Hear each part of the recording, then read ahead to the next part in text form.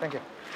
მიანმარში მომხდარმა დამანგრეველმა მიწის რომ მძიმე შედეგები გამოიწვია. დაღუპულთა რაოდენობა 2700-ს აჭარბებს, ხოლო ათასობით ადამიანი დაშავდა ან უგზო უკლოდ დაკარგულად ითვლება.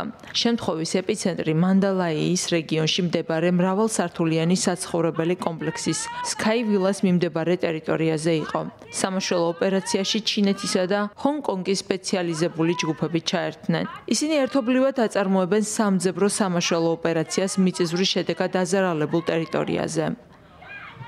სამუშაოებისთვის გამოიყენება მაღალტექნოლოგიური მოწყობილობები, რადარული კამერები და დრონები. დრონების დახმარებით სამაშველო ჯგუფებმა დაათვალიერეს უბნები, რათა შემდგომი სამაშველო სამუშაოები შეძლებისაგვარად უსაფრთხოდ შესრულდეს. ადგილობრივი მოსახლეობა სამაშველო ჯგუფებს აწვდიდა ინფორმაციას, საიდანვე თუ ისმოდა ადამიანის ხმა. მიუხედავად მათი ძალისხმევისა, სამაშველო ჯგუფების თქმით, ამ ადგილას სიცოცხლის ნიშანწყალი არ არის. ადგილობრივი მედიის ცნობით დაშავებულთა რაოდენობამ 4521-ს მიაღწია, ხოლო 441 ადამიანი კვლავ დაკარგულად ითვლება. მიანმარში გამოცხადებულია საგანგებო მდგომარეობა. ხელისუფლება საერთაშორისო დახმარებას აქტიურად იღებს.